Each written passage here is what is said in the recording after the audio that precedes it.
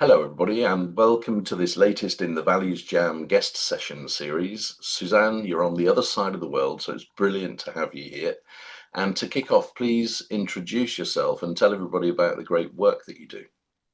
Awesome. Hello, nice to be here. And kia ora, I should say. I am on the other side of the world. I'm in New Zealand, although you can hear my accent is UK. So I was from Kent. I am a neuroscience-based coach, and I work largely in the field of stress, anxiety, and the kind of trauma and belief change work that surrounds that to get deep, sustainable change. And it's a challenging place to work. It sits under the coaching banner, not therapeutic, but it's definitely in that gray area between coaching and therapy. And I work from a range of, I've lost count, probably 25, 26 modalities and tools that I now have in my toolbox. So I can meet each person where they're at and what they need. Rather, I go in with a blank page. I don't know what I'm going to be using, how I'm going to be approaching it. It's all about them and what they present to me in that first discussion. I guess people might be going, what on earth do you mean by that? Go and stalk me on SuzanneHenwood.com. That's probably the easiest place, or social media under the same name, or my company name, Be Wise Coaching Academy. But yeah, it's a fascinating place to be. Um, had a book published last year with 22 other colleagues who are working in that strange place of going, the old box of coaching doesn't quite describe what we do in practice. And so we wrote a book called Coaching Reimagined, where we shared what we were doing that will challenge some people as to whether or not it still sits under the coaching banner. Whoa, what a great start, because I've it sounds like you are if I can use the word, serious coach. Absolutely hate the term life coach. Do not call me a life coach. Yeah, and so I was coming on to this because I'm not a great fan of coaching generally. Yeah. And I use the example, do you play sport very much? Not hugely. I do Zumba on a Tuesday night. Doesn't quite Have you played translate tennis? into sport. I have played tennis. Yeah, I've played And tennis in and my youth. can you serve? Yes, but not hugely powerfully. So when I see Okay. the big services that go over, I'm like going, yeah, that's Okay. impressive. So I remember I learned to play tennis when I was about 40. And I remember um, thinking about how I was going to serve when I couldn't serve, and thinking, how do they manage to do all of those different things at the same time? Yeah. And with coaching, I sometimes, if I'm kind of being a bit provocative, ask somebody a question. If you were wanting to learn how to serve, would you be willing to ask somebody to teach you that didn't know how to serve? Great provocative question. And, sometimes with coaching, it's like I've been on a course, I've got a model, I'm a coach, and I'm Yeah, not I sure that's agree. good enough. Or worse than that, you go and buy a $7 Udemy course, or yeah, I, that's not the sort of coaching I do. I've been training for 30 years. I'm on a course currently, a 5-month belief transformation course. Um, and I still feel like I don't know all that I need to know to do my amazing clients absolute service. Um, so I certainly don't go in to them with any impression that I know what they need. My job is a facilitator, Yeah, a wayfinder, helping them to remember what they can do and then to help them to resource what they're not yet able to do. great. And just to balance the books for people that are listening and watching, I'm not having to go against that type of coaching. I think that's hugely beneficial. But it's such a broad spectrum. That's the kind of question mark I have. Now, the book also fascinates me. Tell me what it was called again. Coaching reimagined. Coaching Reimagined. And the bit that I loved about what you shared briefly was that it was with, did you say 22 other authors or Yeah, Yeah, Okay. 22 hand-picked people who I knew were working at the level that was walking the talk with integrity, that was working at a level of, yeah, evidence-based, neuroscience-based, um, really experienced coaches. Okay. And the reason that is of interest is because even though I've had some books published, and I usually, well, I always co-author because I'm rubbish at working on my own. Um, I think books and authors, that whole field is a bit flawed because, who's to say that this single perspective of a topic is correct or of very much value? And Yeah. so I lean towards the wisdom of crowds, and if you can get a bunch of 22 brilliant people together, then, and for me, you're going to create something a whole lot more useful. And what I particularly like is imagine opening that book and just stumbling across something that you wouldn't actually have come across if you'd gone about your normal way. Yeah. Yeah. So amazing group of people. I mean, I was so privileged to one, know them, and two, have such a good relationship with them that when I said, "Hey, do you want to write this book with me?" they said yes. We learned so much from each other. And Yeah, I still wouldn't say that it's no endpoint. It's 23 people's opinion. yeah, We're not trying to claim it's a right answer it's not about a method of coaching. It's about opening up a discussion of we're living in really complex, fast changing times, yeah. and an old linear model, head based, that's saying, what goal would you like to set today? I don't want to be derogatory to coaches that do that, and there's a place for it. But for us, it just doesn't cut the mustard anymore. And so we want to work at bigger issues: meaning, purpose, existential issues, service, community, co-collaboration, going, well, what if actually there is no answer and it's about learning to hold uncertainty? Susanna, we will get to Values Jam, but I'm loving this already because over the last probably 3 years, I've been asking people a couple of questions. One is, if everything that exists consists of the known and the unknown, could you put a percentage on those two things to add up to 100? And most people, well, what's your answer? What percentage split? See, I'm what you call in NLP terms a mismatcher. Right. So immediately known unknown, I'm going, well, that doesn't cut it, because there's known, there might be known, there's believed to be known, there's evidenced is known, and then there's all of those in the unknown. And then there's all sorts of stuff that is so unknown, it hasn't even been contemplated yet. Yeah. Like I've been learning a whole load recently on quantum tunneling, quantum coherence. I'm like going, I know so little, it's not funny.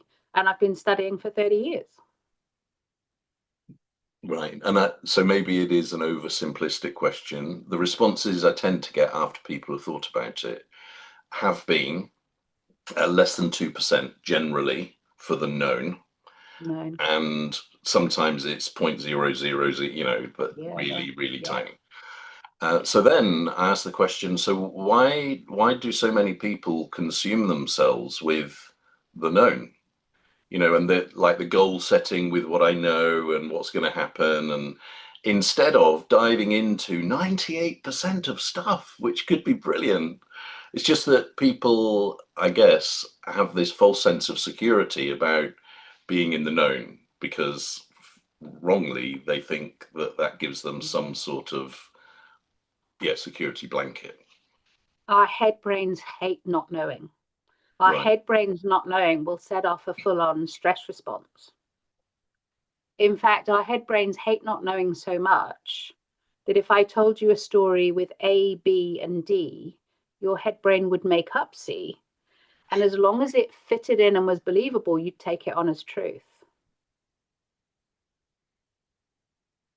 So, So all I right. get Yeah, people do not like not knowing. And it's not just I don't like, there's a neural wiring against not knowing. And is that something that can be dealt with, or is it just something that we have and get over it? Oh, I think it's something that in modern age, I think we have to, and I don't like giving definitives, but I think we really need to look at how we learn to hold it better, because it's only going to cause us stress, discomforts. Absolutely. The world is changing so fast. If you look way back, what was known, they pretty much, the percentage of your known unknown would be way more known. Yeah, Now, what did I read the other day? Something like knowledge on the planet is doubling every 24 hours. really. Yeah, it doesn't surprise me. I, I can't possibly know that. However much of a geek I am and a reader, I can't possibly know a scratch surface of that. So my next solution is, so how do I start to get more comfortable with the uncertainty, with the unknown, create that pause so that I'm not like going with the reaction to create the story that fills the gap. Yeah. And that's something that I've been kind of practicing probably for coming up for 5 years or so now, getting more confident to do that. Yeah. And I remembered, it was only a couple of years ago that I remembered that my gran used to say to me, Alan, this is when I was about 8. She said, Alan, you need to follow your nose. And Mm. I just wonder if ending up in the value space is as a result of her saying that, and whether she meant anything deeper or whether it was just a superficial comment. So But often those saying so, they've got some deeper wisdom, whether or not they were yeah, conscious of the wisdom. And what immediately goes to my mind is that olfactory sense is the sense that goes into the brain without filter. yeah, So to follow your nose is to trust what's right in front of you, yeah, no filters. So yeah, it's huge wisdom. Whether or not she was consciously aware of the wisdom she was sharing, who knows? yeah. And in various examples over those last 5 years, that wonderful things have happened that couldn't possibly have been planned just by it feeling right and going with the energy that you wanted to be involved with, and then outcomes are as a result of that. But you didn't know, didn't have a clue what they were going to be. No. And is that nose, smell? Is it intuition? Intuition itself comes from multiple areas in the body, not just, we talk about gut instinct, but there's also gut intuition. You can have intuition at heart level, Yeah. intuition at head level. I'm working in that quantum space now and asking questions of how can we tune into wisdom beyond us, outside of us. Well, you're a good And person to ask this, actually, then, if I may, because I've intuitively, pun not intended, it feels to me that intuition is actually more database than we give it credit for, yeah, because it's just experiences that we've had that have been processed to play back to us in a way that we don't understand. Now, that's a layman's crude description, so maybe you could take that and put it right. I don't know that it's not right. I'd add, I think for me, intuition, it is definitely more database than we give it credit for. It's not just a gut feel, Yeah, yeah, dismiss it. To me, intuition is a beautiful, aligned, congruent amalgamation of all the intelligences. you see, that's a much better way. Well, it includes the head data, Yeah, yeah, knowledge of experience, all of that. But it also includes that gut felt sense. It also includes the heart, which holds our morals and our ethics yeah. and values. See, I don't know where you're an expert in values. When I learned values, they're based at heart level. That's where we hold them, and they then move up to the head to be directed and acts as a filter to what we do. It acts as a filter in the RAS, for example, So it even determines what we see and what we notice in the world. Yeah.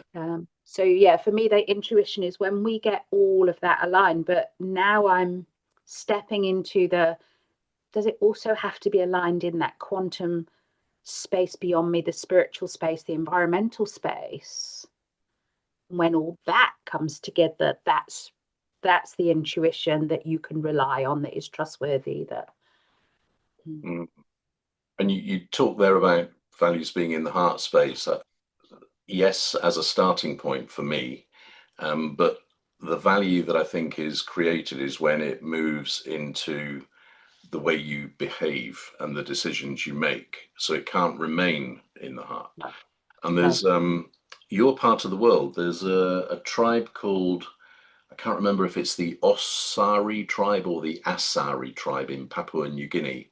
And they have a Yeah. saying which is something like, unless it's in the muscles, it's just a rumor. Oh, nice, like that. Yeah, I love it. And Yeah, it's I very like that. close. I use the phrase values for living, not laminating. And I think it's kind of hand in hand I with. like that too. Yeah, yeah, Now, yeah. I need to apologize to everybody listening and to you because we've just spent like more than 20 minutes having a preamble, but I'm fascinated by this area. Let's get on with our Yeah, yeah. values jam. I'm going to tip the cards out and give them a shuffle, and please let me know how many piles of cards you'd like me to make here in front of me. Three, wisdom of three. Wisdom of three, they're different Yeah. sizes. So I've got pile one on the left, pile three on the right. Which number pile? Ooh, it's feeling a bit left out. Two's feeling a bit left out. Okay, so we've Yeah. got 3, 6, 9, 12, 15, 18, 21 cards here. So which number between those two? Oh, I didn't hear that. Four. 4, thank you. Did you say pile two was feeling a bit left out? I did. What's the value?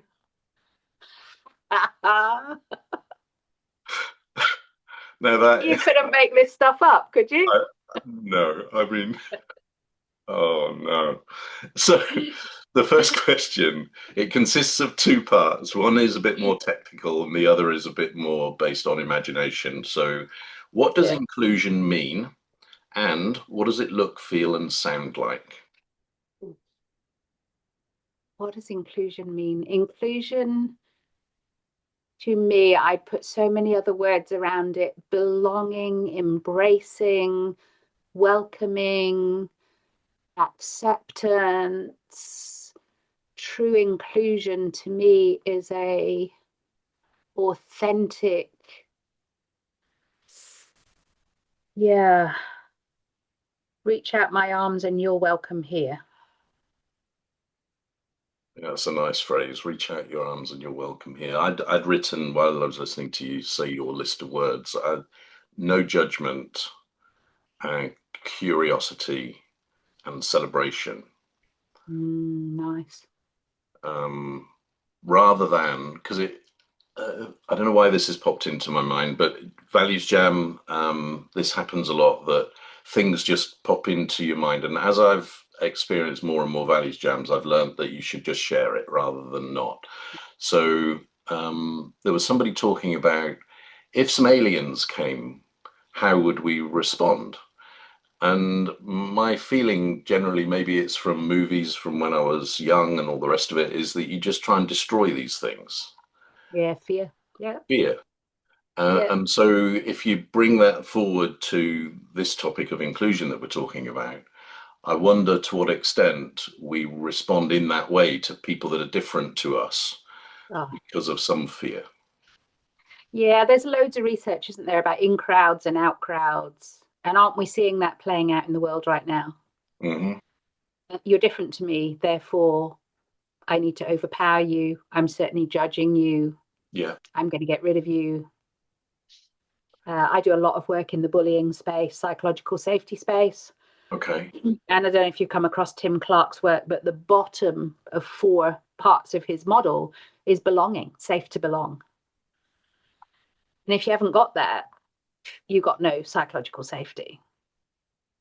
Yeah, so that Yeah, you're touching on the importance of the environment within which you exist then, right? And what you were saying just now about people being different, as far as humanity is concerned, I heard somebody talk about how biologically we're 99.9 whatever it is the same. the same. And so if that's true, why do we focus on this little bit of difference rather than the big bit of similarity? Again, I don't know this for sure. It's not something I've studied at neurological level, but the neuroscience that I know is we're wired for safety. Right? And so when something is different, it will often set up that fear response, stress response. And I guess if you've got something that's visibly different, if you've got something that feels different because the culture's completely different, I can understand why people might naturally react with a negative response to the difference. What I can understand is in this day and age, we know this stuff and we're human.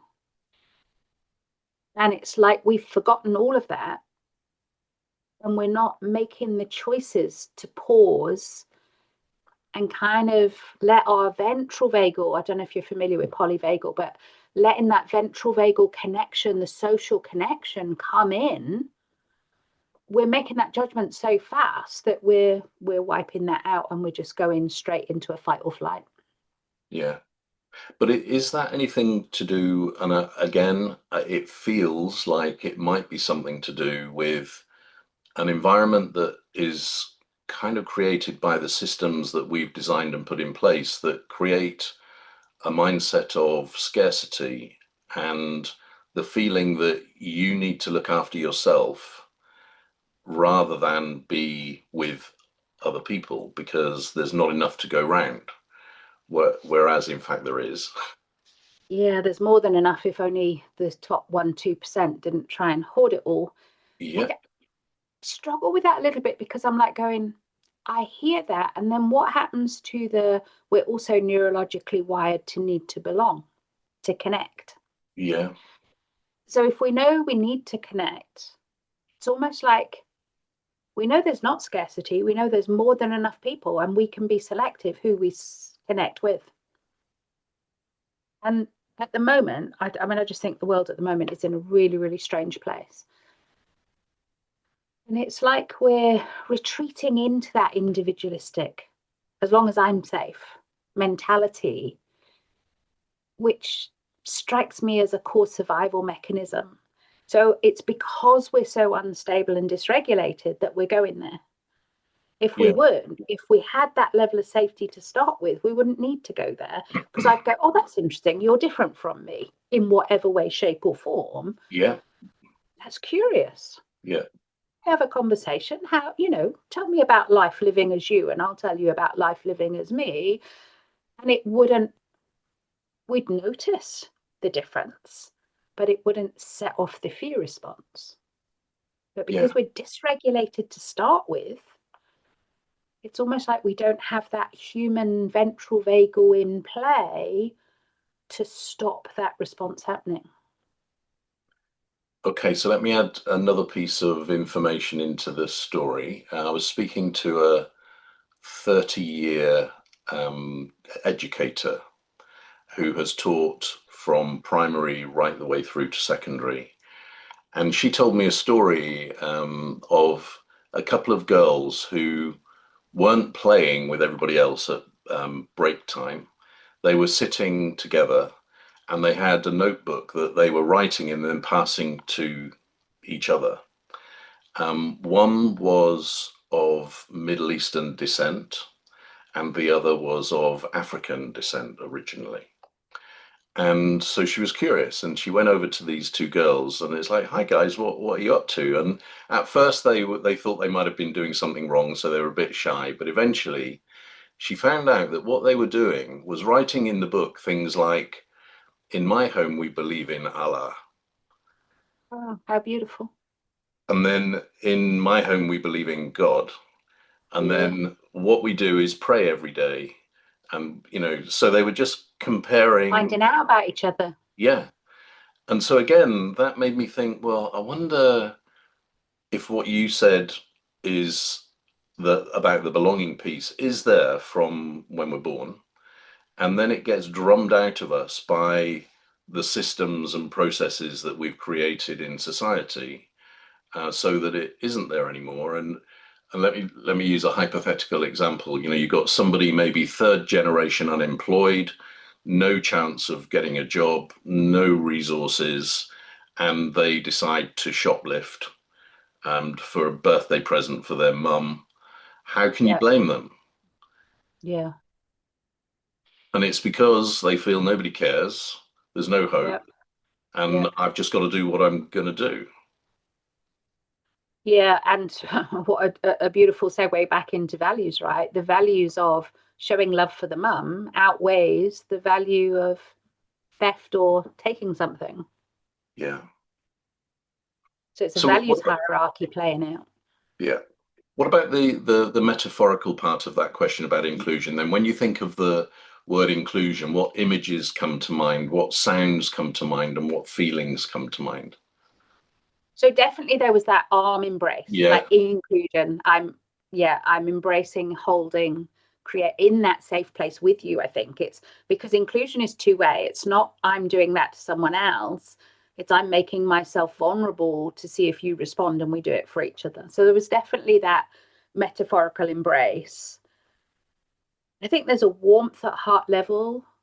There's a sense that there's a connection at heart level yeah. that I feel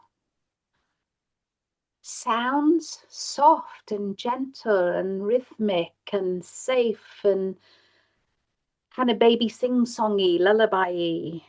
Okay. Yeah, and I'm aware with a few of my answers, it's probably my bias of the psychological safety bullying field is coming through the answers. Yeah. Well, I'm gonna kind of play back to you because my examples are very different because of my bias. And Yeah, yeah, so if I start with sound, I'm a great football fan, and so followed football since I was little. That's what I used to play most of my time doing. So for sound, for inclusion, it's a football crowd oh, singing the yeah. name of their team or their favorite player. Oh, it's And coming home. It's coming home. oh no, I'm not. I associate with Welsh rather than English. So and so what I see is scarves being waved. Yeah, That's the image, and the yeah, feeling is kind of a bit playing to yours of we are together, and there's a bit underneath that which is I don't give a about where you're from, what you like, because I'm with you in support of our team. And I yeah. know when I've met people that support the same club, you're friends immediately. It's rather than needing to know their political aspirations or Yeah. their jobs, or it doesn't matter. Football's a great example of the out crowd as well, right? And the riots that start up when teams come across each other. Yes, yes, Um, because I live in New Zealand now, I'm a little bit conflicted when I go to like rugby matches. Who do I support? And we went to see, it must have been one of the World Cup matches with England playing the All Blacks. right, And I thought, well, where do I go? Where do I sit? Whose yeah, side do I sit on? But in rugby, I don't know if it's all over the world, but here you're mixed in. same, yeah, Yeah, two teams are just mixed in. yeah, And I was quite surprised by that because I'd grown up, both my elder brothers were into football, and I'd grown up with you know, the blue side on one side and the red side on the other, or whatever the team colours were. And you certainly didn't mix them in the crowd. And at times you would make sure they didn't even mix in the streets going out. yeah, So to sit in this match with, I kind of felt, oh, I can be at home here. I can be included because actually I've got both sides right around me. yeah. But it doesn't that go back to, early on when we were talking about how we're all human, even though we've got those differences. So for me, and I enjoy watching rugby, but because Wales have been rubbish for the past few years now, not so We're much not even going to go there with the All yeah. Blacks right now. So, um, it's my perception that in rugby is positioned as, we all play rugby, and it's an inclusive thing. It's a family thing. It has to be played in the right way. There are very strict rules, like you never answer back the referee, or all of that sort of stuff as an infrastructure for behavior.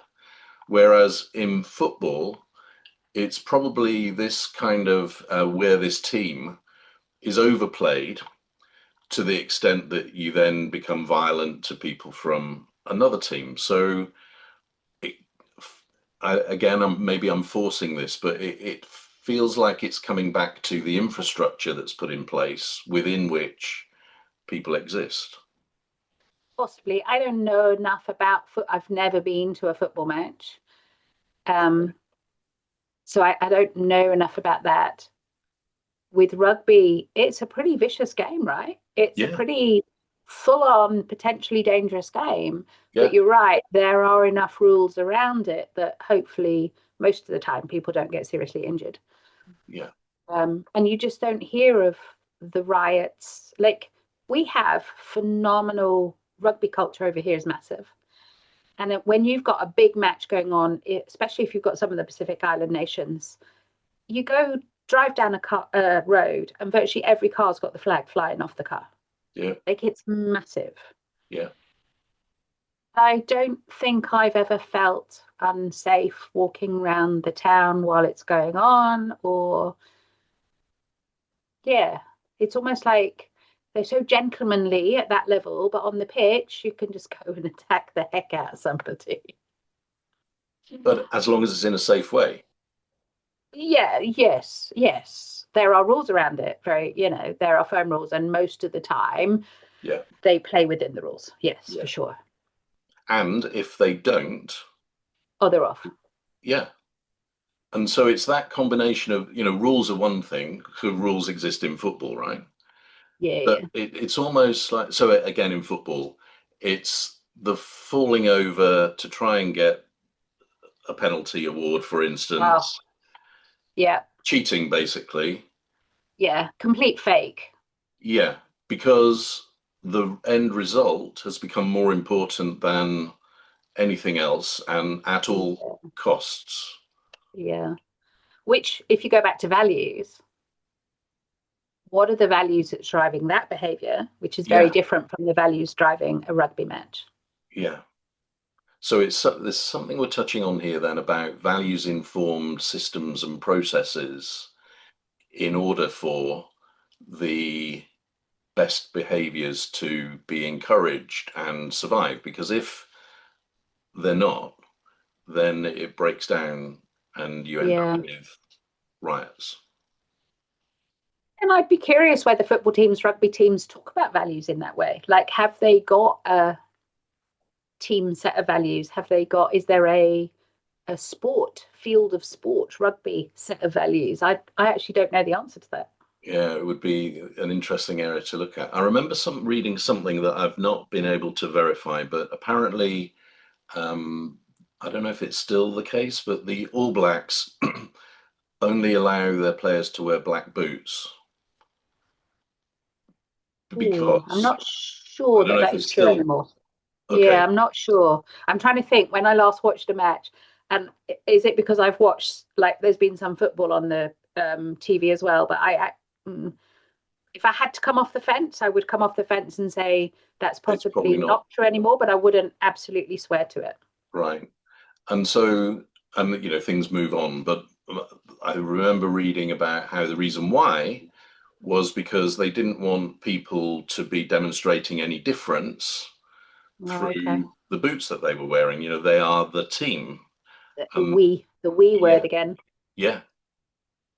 Well, So is those signals and those behaviors that are, I wouldn't say necessarily more important than the rules, but are so important and maybe not given enough credit for their level of importance. I also wonder whether there's something around that, back to the inclusion word. So many fans also wear the strip, right? So Yeah, yeah.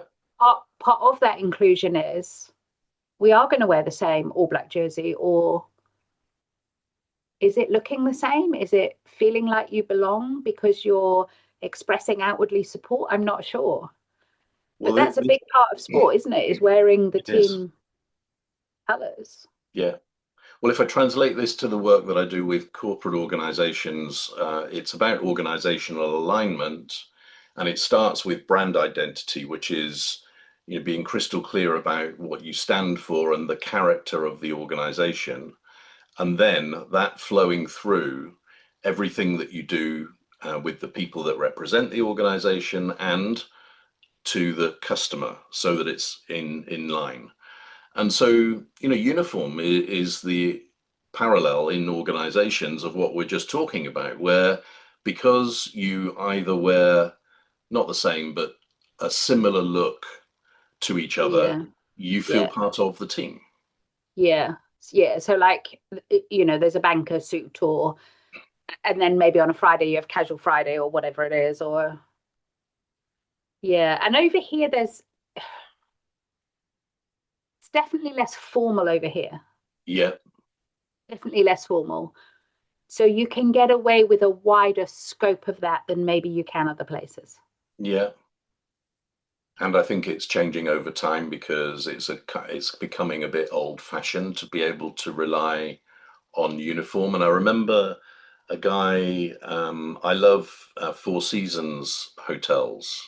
Oh yeah, And I asked about uniform, and he said, I don't really care so much about decisions about uniform needing to be all the same, because what's far more important is that my people all behave the same. And I thought that was a really interesting. smart answer, even though, defining Yeah, the same is fraught with difficulty. yeah, Um, yeah. I mean, I come from a health background, and again, uniform's very much part of the workplace, right? yeah, And there was definitely a status issue within uniforms. yeah, Um, you could pretty much ask back then, whether or not it would still be quite so dire now, but back then you could ask people, I'm going to give you a list of all the professions in healthcare and I want you to put them in hierarchy. And they would. yeah, powerful. Now, this feels like I'm conscious of time, and I'm thinking that if we opened up another topic, then we would run over time, and I don't want to do that. So Yeah, I yeah. think this feels like a good time to draw the Values Jam to a close. There's one final question, which is, what are you encouraged to do differently about inclusion as a result of our conversation today? Oh, great question. I think inclusion has been a big thing for me in the last few years. Um, so it's something that's probably much closer to the front of my mind than a random card coming out. I went Okay. through a massive betrayal in business, basically thrown out of a coaching community for picking up lies and fraud and talking about it. And rather than dealing with that, they threatened to throw me out. So I said, I'm walking. I'm like, I'm not going to give you the pleasure of throwing me out. I'm walking. So inclusion for me in my the new coaching, the Be Wise Coaching Academy in my life, I think I'm really conscious of inclusion anyway. And I guess what I'm going to do differently is when you said your words about inclusion, I think the first one was non judgmental. And it's an area I can do better in. So that Okay. will be what I do is I think we're all judgmental. I think we all make up judgment stories comparison as a normal part of life.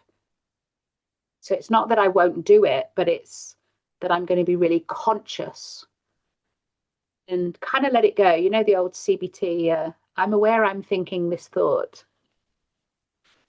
So make myself aware that I am judging and let go of it. Okay. Yeah, that will be, And it's a game changer, actually. It's a biggie. when might you have a practical opportunity to take a first baby step towards that? It's late at night now, and I'm going pretty Yeah. much to bed when we get off the call. So I'm going to say tomorrow at the earliest. And then it Okay. just depends, what happens tomorrow, who I meet tomorrow. I don't feel I'm a hugely judgmental person. It's a major problem. But I am aware that sometimes I can judge and relatively quickly. Um, so yeah, maybe tomorrow. I don't know who I might, and maybe because we've had this conversation, I'll even more consciously be aware of even judging. I don't know, what might I have judged? I have a local cafe that I call my staff room. I work from home, so the local cafe is my staff room. And sometimes there might be a child misbehaving or not sitting at the table that I would go, oh, there'd be a judgment there. So, it might be in my staff room when I have my morning coffee. Okay. And you've reminded me, I think it might be in the Stephen Covey's Seven Habits book, but there's a story about a guy on a train reading his newspaper, and there's somebody sat opposite him with a child, and the child gets up and is running up and down the train, creating havoc. And Yeah, eventually, the guy says to the adult, "Look, will you control your child? This is annoying." yeah. And the adult says, "I'm really sorry. We've just come from hospital and his mother died." And the face, yeah. You don't know, do you? You don't know what anybody is facing in that moment. Yeah, exactly. You can't know. So I'm not going to judge people for judging because I think it's a natural human Yeah, trait to judge. But it's what we do with that judgment. yeah. And to your point about consciousness, so I'm just thinking through how do I try not to be judgmental because I'm conscious that I sometimes start to make judgments. But the way I deal with it is that I kind of tap into curiosity, which I'm naturally drawn to anyway. And so in a situation, I almost force myself to be curious about something rather than judge something. So it kind of displaces it in a way. Yeah, Uh, yeah. so mine is I'm going to look up your book because I think it sounds great. Coaching Reimagined and 20. Expanding the potential of coaching. That's what Right. its full title is. Um, Oh, look at this. And here's one. well, yeah, it's my office, so you'd expect that. Expanding human potential. There you go. Coaching reimagined, expanding human potential. Right. I'm going to check that out. Yeah, yeah. And if you can't get hold of it, let me know, and I'll get you one. All right. So, Suzanne, thank you for this values jam, and I'm still kind of a bit freaked out by what happened at the beginning, but that's just another story to add to the brilliant values jam stories that I can share with people. So, have a good sleep, Thank and you. It's lovely to meet you. cheers. You take care. Yeah, and you. Bye. Bye.